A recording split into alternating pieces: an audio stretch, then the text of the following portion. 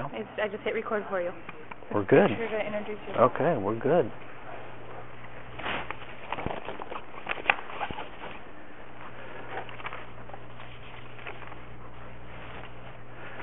Well, good afternoon, everybody.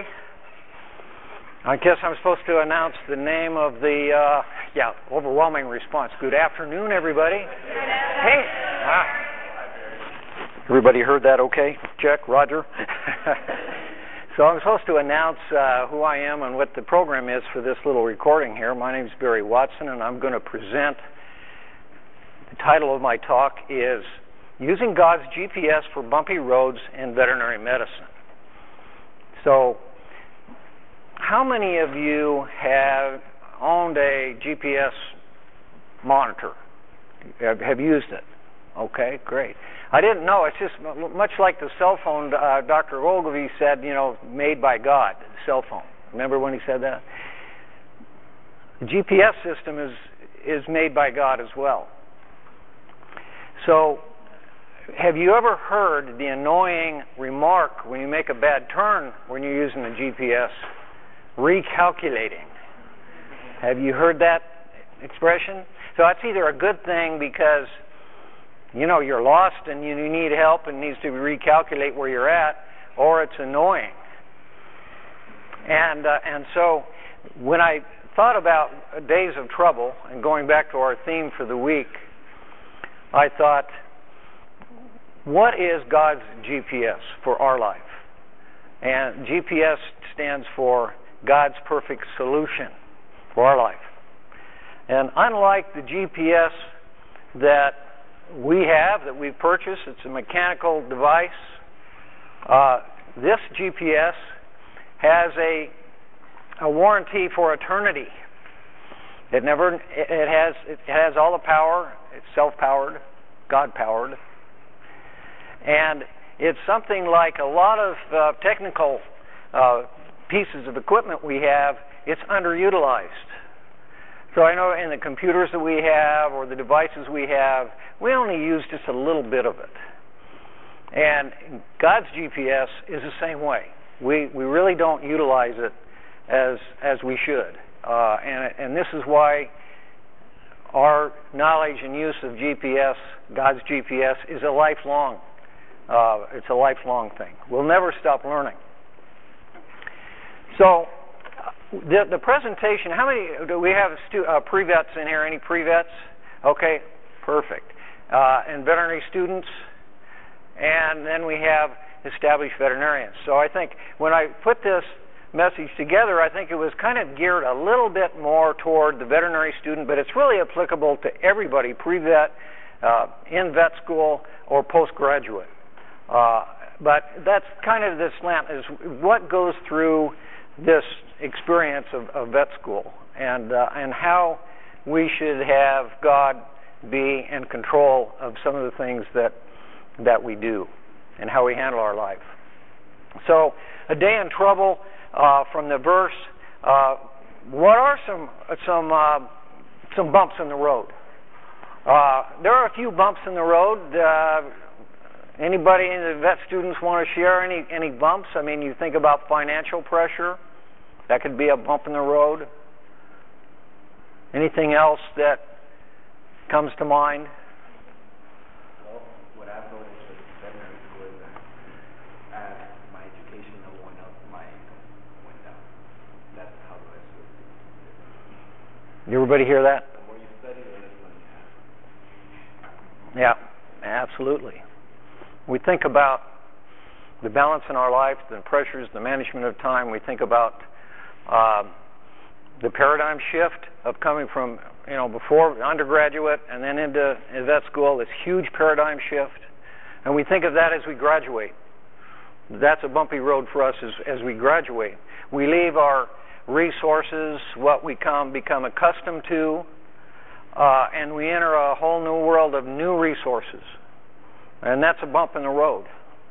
And it's something that we all have to go through. We all have to navigate through that. And there's a lot of pressures in vet school, a lot of bumps in the road that we have. Competition. We talked about that yesterday, about we need to leave competition away. Do you feel in vet school it's as competitive as undergrad, any of the vet students? It shouldn't be. Our nature is still to do a good job, to be competitive. Well, I think we're programmed. I think as hard as it is to get into vet school, it's competitive. But we try to remind each other that we're colleagues. When we get in vet school, we're colleagues. We need to learn together. We need to collaborate. But competition is still, I mean, we have to pass the national boards. There's still a competitive side of us that will always be there. But I encourage you not to make competition, not to create a bumpy road when it doesn't have to be. So, using God's GPS, how does that tell you how to choose a career path? And this is a question that I am privileged to be a mentor to a number of students and a number of postgrads.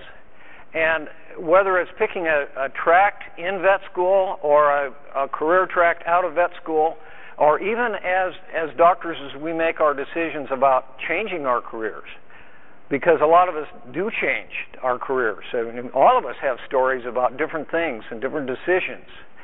And so this next set of questions and answers, actually I'm going to leave you a handout. I have a handout that will remind you, it's on the handout, if you I'll give this to you, about helping people choose a career path or maybe a career decision based on these principles. And how do you find God's will in that process of what would God have you do? What would really be your calling? And do you know the difference between a mission or someone's passion and a calling? A passion is something like you really love and admire. I mean, you really can see yourself doing all your life. And that might be something like, for Tim Tebow, it might be football is a passion. For some of you, it might be surgery, might be a passion. But a calling is what God would have you to do, and it's a higher order. And you can go back to the Tim Tebow thing. With Tim, it's been fun to watch that this year, hasn't it? Because we know, if you've seen him interviewed enough, that yes, he loves football. It's a passion. He loves it. He loves to compete on the field. But he knows he has a higher calling, and it's only a game. I saw him interviewed one time, and he said that. He said, "We lost. It's only a game, but we'll try harder the next time." I mean, it takes guts to stand up there and say it's only a game when his coaching staff is thinking, what is he saying? His passion is one thing. He loves the game, but his calling is to be in God's will. And so that's what I hope for you, is to find out what is your passion. You need to know that. And what would God's will be for you to stay in His will, using His GPS, to make the right decisions in vet school, postgraduate, to decide, what you should be doing in your life. So these questions and these answers, I don't know if I skipped a slide or two, didn't I? Okay, no, I think we're okay. Let's go to this next slide. You can see the questions in there. We'll cover off on those questions. I might remind you that there are two versions of you in terms of God's will. There's the version of that which God made you to be, His will for you. He has a plan for you. You're in this room right now because it's God's will for you to be in this room right now. To be in vet school is God's will. It's a plan that He has for you. It's not by accident. And you're in a coveted seat in vet school, and as a doctor of veterinary medicine, it's a coveted seat. How many people would like to have your headaches? Sometimes we get in the drama of vet school, and as a practicing veterinarian, we really get caught up in the drama of work burden and responsibility. But then on the other side is a huge honor and privilege. And to think about the seat that you're in vet school, and how many of the multitudes would love, give me your headaches. Give me your headaches so I can be in vet school. I want to be a veterinarian. There's a lot of people that want to be a veterinarian. God's will may be for you to be a veterinarian, and the pre-vet people, it may not be God's will for you to be a veterinarian. But I think that's what we need to find out. So the two versions of you are what God would have you to be, your will. He's already planned that for you long before you were born, and the hope that the you that currently exists. So God's will, the you that currently exists. And so we ask the question, what do you do with the gap? His will, what you are now, your version now, what do you do with the gap? You stay close to God. You stay close to by reading the Bible, the GPS, by using and collaboratively, talk to your colleagues, your Christian friends, your believers. I call it, not a leap of faith, but calculated faith. When you use discernment and, seek wise counsel of others to help you make decisions, and you read the Bible and know God's will in it, that's calculated faith. It's still faith. A lot of things we do and the decisions we make are based on faith. But it can be more calculated when you think, and you listen and know that you're in God's will. So, suggestions on how to find your career path in vet med, in vet school, and post. These are the questions that I have presented, and some of the discussions we'll have.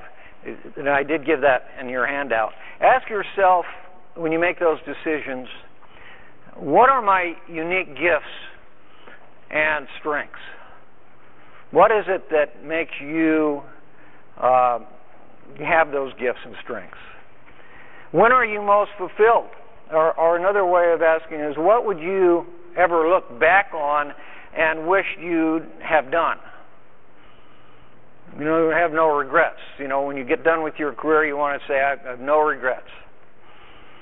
So when you make those decisions, listen to what God's will might be. Ask these questions. And actually, these four areas, these four questions, is what my pastor gave me, because he had presented in one of his leadership conferences that people have a hard time making decisions and putting God's will into that decision.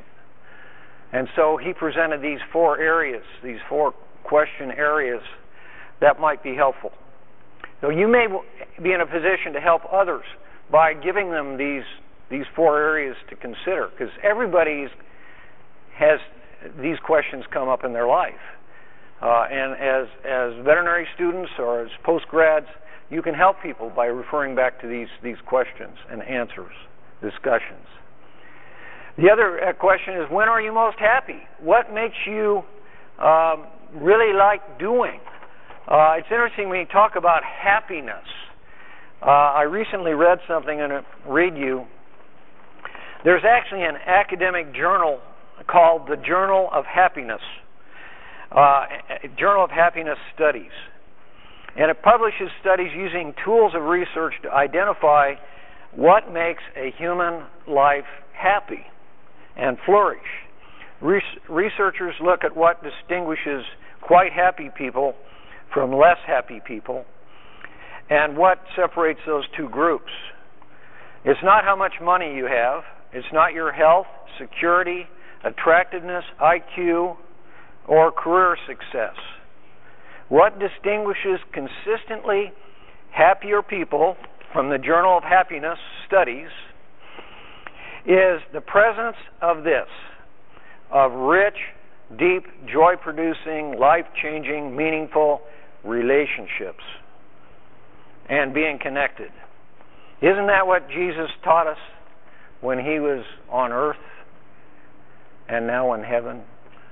It's the relationships. It's not how much you know, how much money you have. It's the relationships, and that's happiness. And so that's what Jesus taught us, and that's something to remember.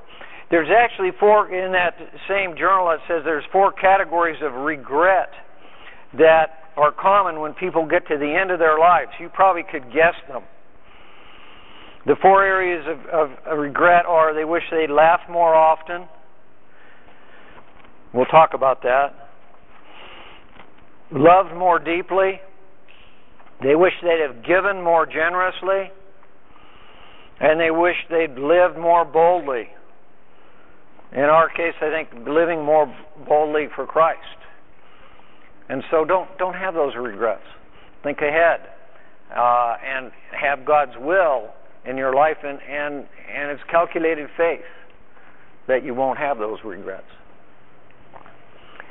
And the last question is this is something that a lot of us, the non-believers, leave out of the equation.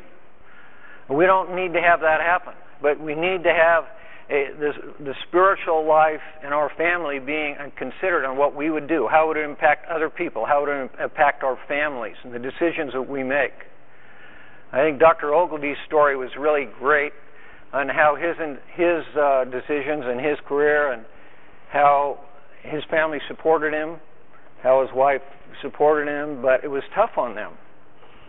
And after he became a believer, it was obvious that that number 4 question is very much a part of his decision when he makes changes in his career. What would be the impact on my family, and what would be the impact on my spiritual life?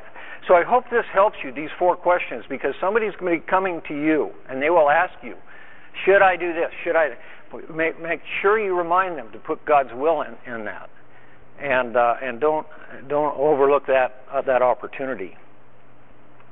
So it's a good start to figure out this approach, but there may be detours. There will be detours in your plan. I actually have connections with a lot of postgraduate students, and my job at Hill's Pet Nutrition, I worked there for 13 years. The last 10 years I was in several universities around the country, and I really had a lot of student contact, which is a blessing for me. And I've maintained those relationships, keeping in contact with doctors early in their practice career. And I've asked them to answer some questions. We don't have time to cover off on all the discussions, but here are some questions that you might be interested in. Number 1 question is, what was your immediate concern, number 1 concern, as you graduated from vet school? So I had, 5 students from these 4 colleges all give me their candid response to that. And I can share that with you, and many of these questions with the time we have. The second question you ask them is, how has your role as a veterinarian changed you as a person? As they graduate, become a new doctor, how has that changed you? Number 3 was, what is one piece of advice you would give to new graduates as they enter the profession? We need that kind of feedback.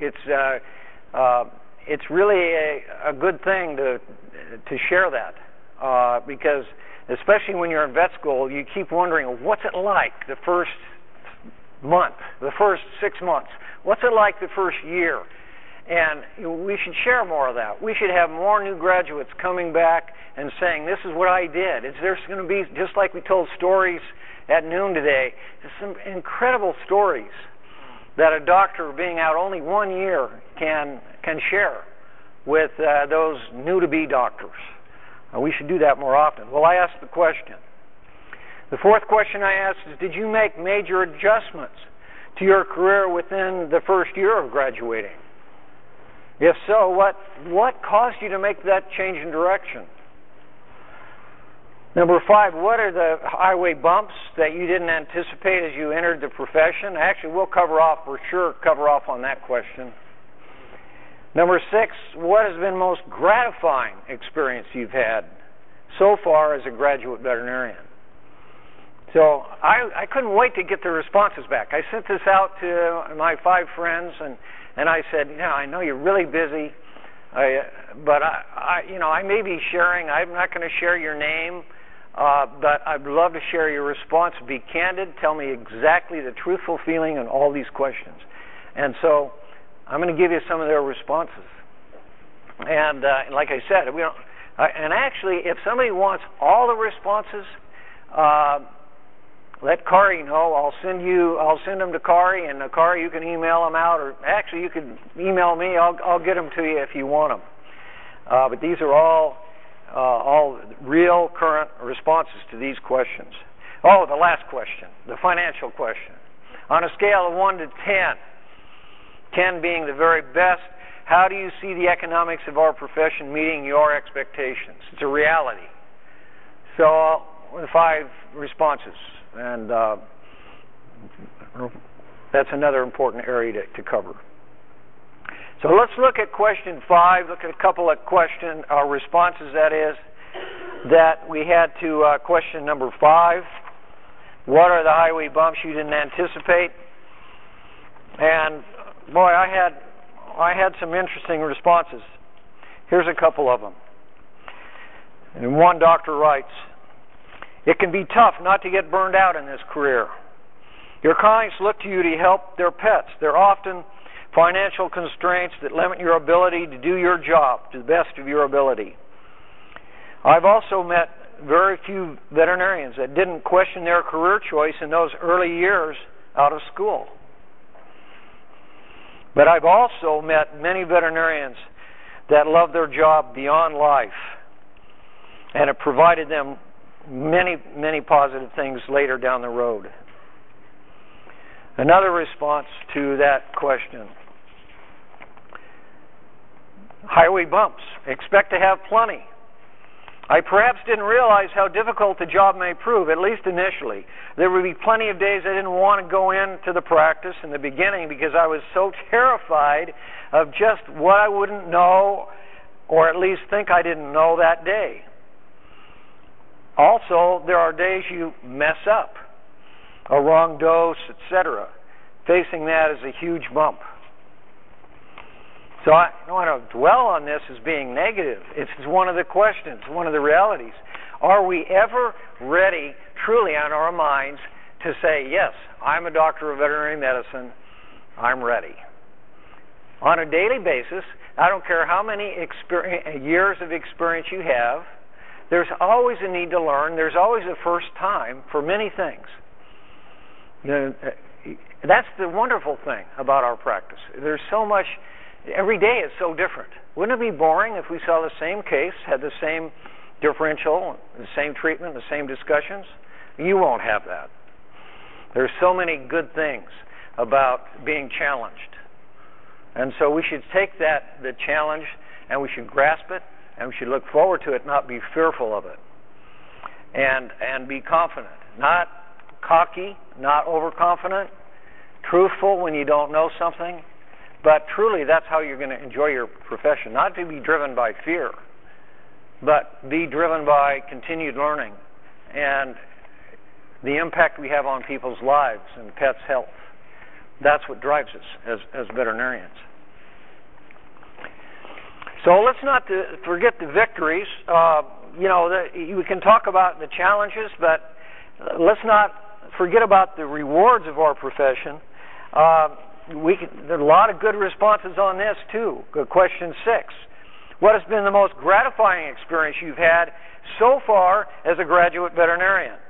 And this, by far, had the longest, most elaborative answers because they were so excited about their profession, even with what I just shared as some of these bumps that they've experienced. So what's the most gratifying? One doctor wrote, simple. The respect and appreciation from clients. It's a better feeling than any paycheck could ever give. That was the shortest response. The rest of them were quite long. The long-term relationship with my patients and their people. I still get notes or an email from clients from my first year in practice. Specifically, the young people and their pets. I have a young girl whose horse nearly died. She helped nurse him back to health. It took over a year. And she's back to riding and winning in the show ring. She loves her horse. Her name's on the necklace she wears every day. She posts pictures of him on Facebook constantly. She's a young teenager, and to me, helping her horse live has given her something very positive to hold on to at a time when life is so difficult, teenage years. So this veterinarian, felt like she's making a difference in people's lives. And what other professions are there that give so many opportunities to do that? It's an honorable profession. It's a coveted profession. And so we have challenges, but on the other hand, there are rewards. And we do need to receive victories like this. I have, in my office, I have a box of positive feedback that I've kept for years. I keep letters. I keep notes from every client that's thanked me, from every student that sent me a letter. I keep them in this box. And if I'm having a bad day, or if I just feel like I need to be uplifted, I'll go down deep in this box and and start that habit. And I'll bring out a card, and we all get them. But do we keep them? And do we reread them? It's very uplifting when you can do that. When you're having a bad day, if you have doubt and you won't wonder, go to that box and pull out a letter, and it really is a good habit to get into. So the profession will give you many boxes of letters if you keep them. It's a wonderful profession. So a simple reminder that God has chosen you to be where you're at in vet school or pre-vet or as a graduate doctor. It's not by accident. And just be the best person, the version of you that you can be, according to what God wants you to be. Deuteronomy 24, in your handout there, it says, "For the Lord your God is the one who goes with you to fight for you against your enemies," doubt being one of them. That's an enemy. "To give you victory." And so we need, during vet school, pre-vet, post-grad, we need victories to sustain us. And remember that when you're in a position to be able to give someone else an uplifting message or perk up their day. We're in a position to do that. There's a saying about adversity is not a dead end, but a detour to a better outcome. On Monday, this past week, one of the doctors that I'm mentoring is an intern at NC State. He's working very hard. He called me on Monday, February 6th, because the match program turned him down. And I guess he just wanted to talk to me because he was quite devastated. He was emotionally geared up for a residency program in surgery. And I was just preparing this talk, and I was almost on that slide when he called. And I read him that statement that adversity is not a dead end, but a detour to a better income. Sometimes I think we narrowly envision what God has planned for us when He has bigger and better things planned for us. So that it's happened all the time in my life. So where I think, I had an idea that this was a good idea, and I was disappointed at the time, but now looking back, look what God really had in mind. And so adversity can be a detour to a better outcome. Don't always feel, as long as God's will is there, it's what it's meant to be. And certainly that's something that we should remember. Detours are normal. Expect them. Use God's perfect solution for new directions and new opportunities as you plan your career and move along in your career. So reality check. I can say these things. We can say that hearing these messages about how God will take care of us is not by itself sufficient enough to remove anxiety from our life. We're human. We have a tendency to worry. We know what the Bible says about worrying. You will not extend a day of your life by worrying. We're not supposed to worry about tomorrow. We can only worry about today, take care of today. And that's why one of the students I have, she's at Washington State as I'm mentoring, is a mother of 3. She's in charge of the pet bereavement line at Washington State. She's an AHA president at the school, and she was my Hill student rep. And she's got all these things going on both sides. And I said to her, his name's Laura, and I said, Laura, how are you doing all these things? How is it that you're not overwhelmed? And why do you keep raising your hands for leadership? I mean, you're a mother of 3, and she's a good mom. I know, she talks about her kids all the time. She talks about going to their soccer games. She had a career before she got in vet school. She's a little older, and then she got in vet school. And I says, how are you doing all these things? I'm in awe. And she says, Barry, I can only work one day at a time. And she says, I've tried to plan out things. And I do some planning, but I can only work one day at a time. She is not worrying about tomorrow. She's worrying about if she can be prioritizing what she needs to do that day for her kids, for her family, what she needs to do in vet school to keep going.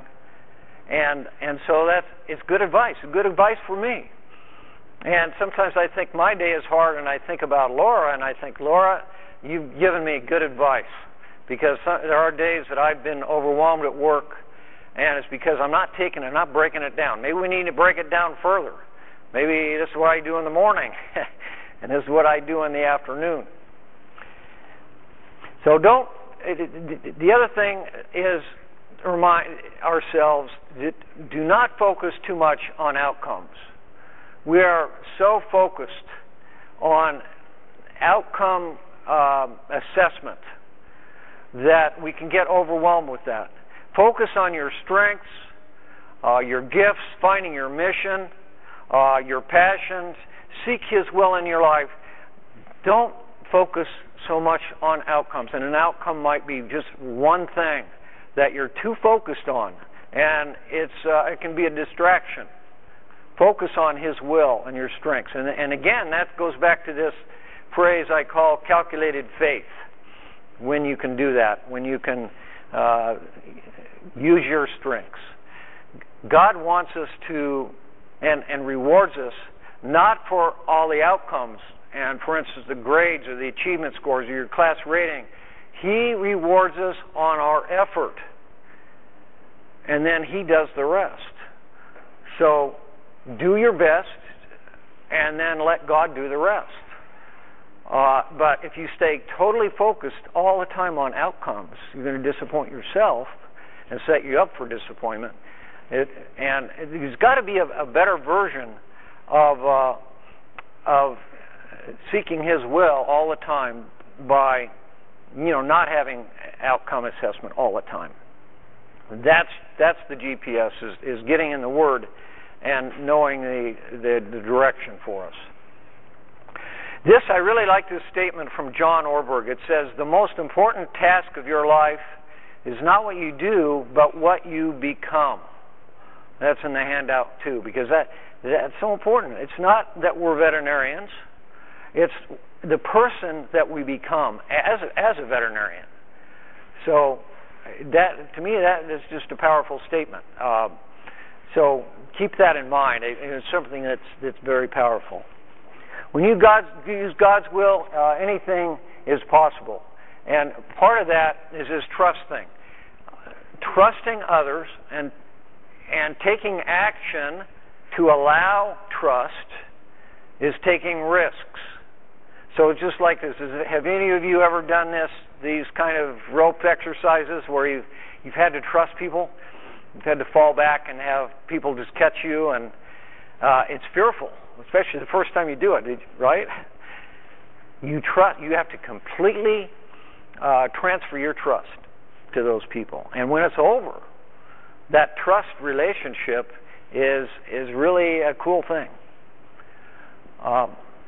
So when you can demonstrate trust, it's very powerful. You know, I'm a basketball fan, and you guys know the coach at Duke University, Mike Krzyzewski, hard name to pronounce.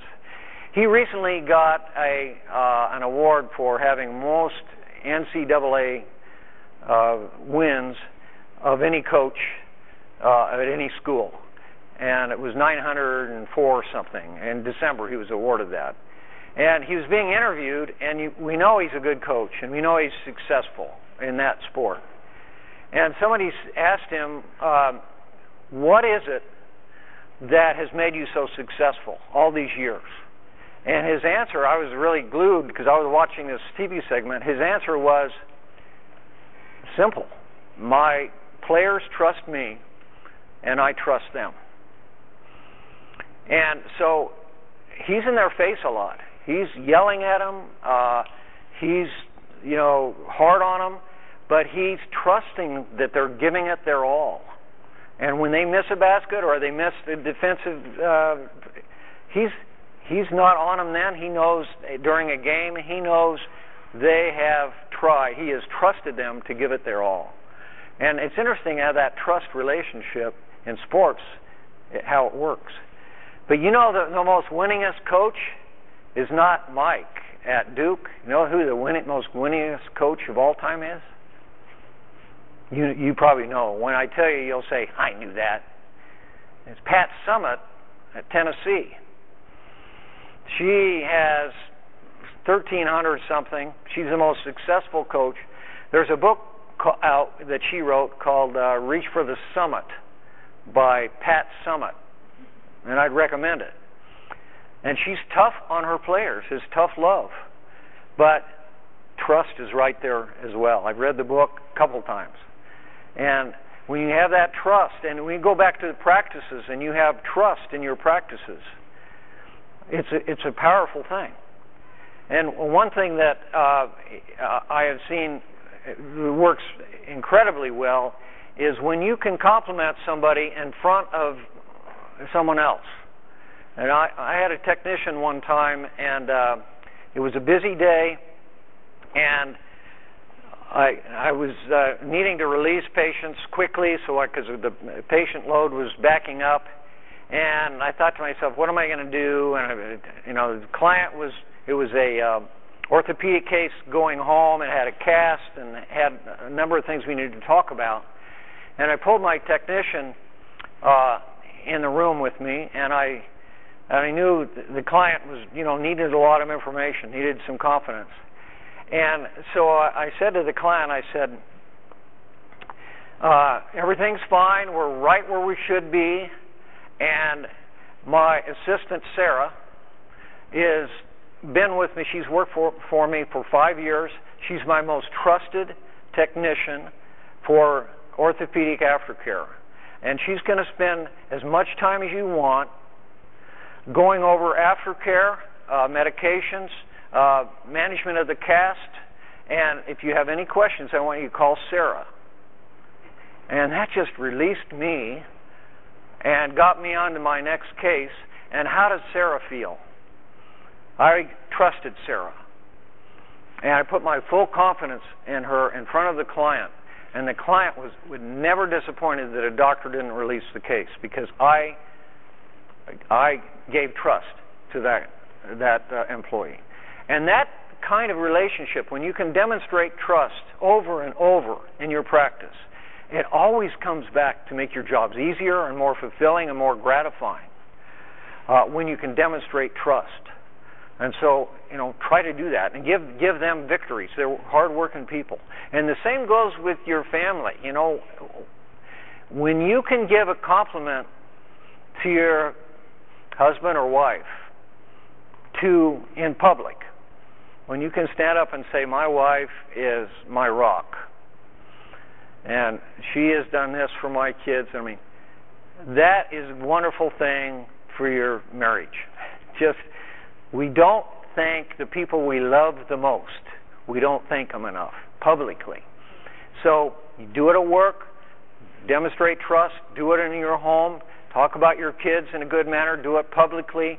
That trust thing is powerful, and we don't use it enough. And the thing about workload, because we all have workload, we all have that pressure. We don't want to get caught in that workload. Remember what Laura said, one day at a time. But there's interesting about James Dobson, what his father said to him about working too hard.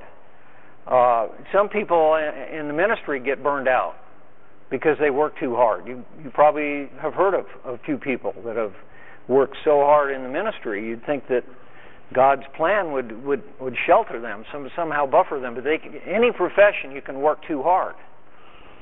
So James Dobson's dad said, the danger of great ambition is that you'll work so hard, you may someday wake up and find that the things you really wanted were the things you had all along. And so it's really, you look for ways to look at things. Sometimes in the midst of like vet school, you think, I just want to get out of vet school. I just want to get out, and I'll be a happier person. And then you look back and you realize the most happy, the most creative, fulfilling years of just discovery were in vet school. It's your hardest time in your life. And I bet if I asked all the graduate doctors that are here and say, was vet school a good experience, as hard as it was, most people are going to say yes, unless they pick the wrong profession. They're going to say, absolutely. I see a bunch of nods right here. Those days are precious days. So I would encourage those that are in vet school now, these are good times. These, believe it or not, they're good times. You have a comment? Yeah. About 2 days ago, I went back to my high school. I went to go talk to one of my friends. And as I was walking by, I thought to myself, so why did I hate this place so much? They reminded me of right. Good times and how easy high school was. Right. After being here.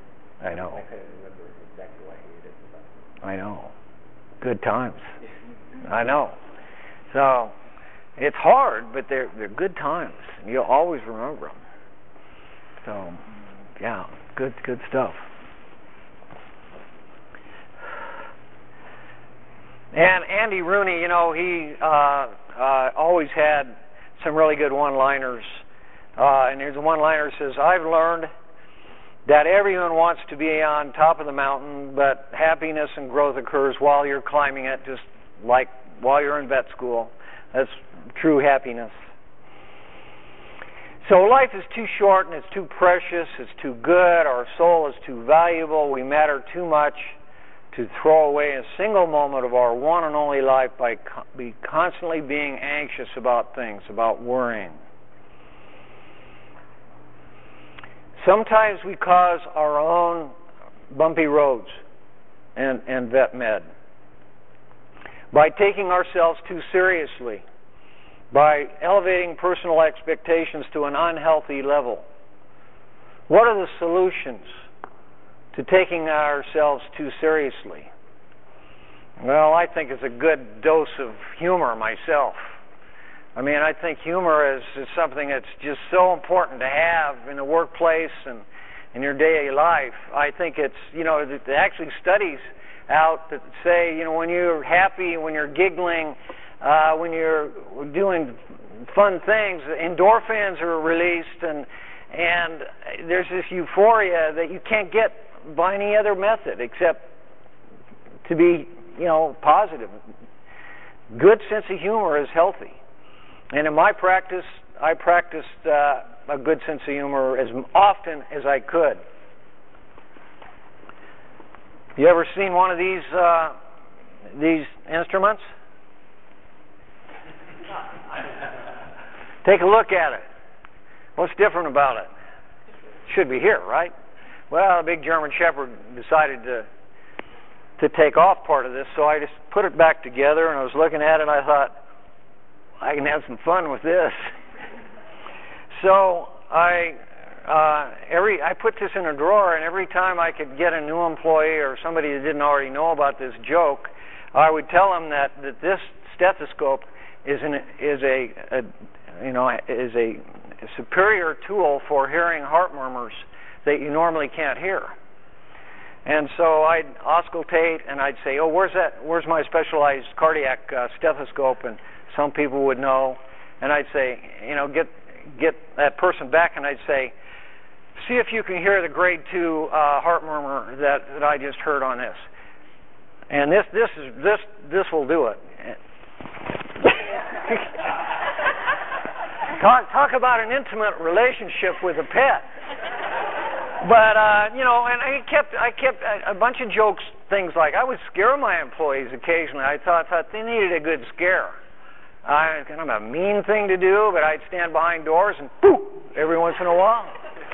And they drop records, and you know what? They return the favor occasionally. And so there's a lot of ways you can use humor in the workplace. As long as you're not patronizing or you don't make somebody embarrassed, get out of hand. But I've had occasions when I've laughed so hard with my staff about something funny, a client, a situation, or a joke, that I could hardly regain my professional exposure and get back in an exam room. It's happened many times. I've laughed so hard. And you know what? When you laugh with your team, you've got a team. Because we can drop that protective cover, and the things that happen to you when you come in, a new doctor and they're calling you doctor, and you think you have to be this perfect person because you're called a doctor now. We need to get over that because it affects you. And Dr. Ogilvy shared that when he held on real tightly to that professor, the position as a professor, and he has since recognized that we need to drop our guard and we need to have a good time, build those relationships. And I don't know any other better method, again, of getting trust than have a good laugh. Give me some ideas on practical jokes in the workplace, and they have to be safe. And they have to be, God-honoring jokes. But I think maybe that's something that our profession needs more of. So maybe what we need to do is we need to walk in the sprinklers every once in a while. My wife's a school teacher, and if you ever go to the second grade and you ask somebody, does somebody know "Row, Row, Row Your Boat" and is willing to sing it? Huh? The kids pull up their hands and they say, I know how to sing that song. Well, what happens as adults if I say, okay, any of you want to sing "Row, Row, Row Your Boat" for me? We got a winner right here. We, somehow along the way, we build up this protective thing where we don't enjoy life as much as we should. We don't sing because we're afraid that we would sound bad. So we need to break down that, to be real, and build trust and have those relationships. I mean, and it works. It's a good thing. So, and encourage you to, be a little crazy sometimes. One of the things that happened when I first started practice, I was really, really, just like some of these testimonials, I was really worried that the staff and my boss would think I knew anything. And I had this guard, and they're very nervous, and I'm sure he knew that. Well, I started just a few days before Halloween. And it was really tense. I was trying to keep up with everything a new graduate goes through, the dosages, where things are, the resources, how to solve problems. And in comes my boss in the back door with a wig on and looking as silly as, here's a doctor. And it really meant so much to me because everybody laughed. And from that point on, that broke the ice, because he was real to me, and I knew I could be real to him. And I could look silly, I could, make mistakes, and it's okay, because he was a real person that way. So walk in the sprinklers more, walk bare feet when you're not supposed to walk in bare feet. Make people around you happy.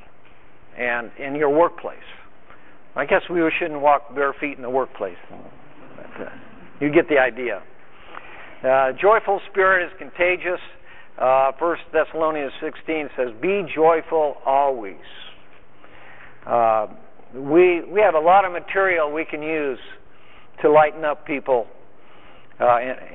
because of our profession. So, final thoughts. Use God's perfect system routinely in your journey in veterinary medicine, no matter where you're at. God monitors traffic. God helps us when we're stuck in the mud. God will not always show you what's on the road ahead, but He will equip you for the journey. So we don't know about those bumps when they come up. They will be there, but He'll equip you if you stay in God's will. It's calculated faith, and it works, and it's what we should be doing. Oh, thank you very much. I want to end in prayer, and it's just an honor to be with you guys. We can bow our head in prayer. Lord, thank you for this session we've had today, and I hope that for every individual here that something will change to make them enjoy where they're at and their walk with you. May you bless each of them abundantly, surrounding you with with your protection. Sustain everyone to make good decisions, to make a difference in other people's life. And thank you for your goodness, Lord, for being there abundantly and always for us on your road, that you can always get us back on the road, that you're always waiting for us when we come to those bumps in the road. And thank you for your love and for this day in your Son's name. Amen. Thank you, everybody.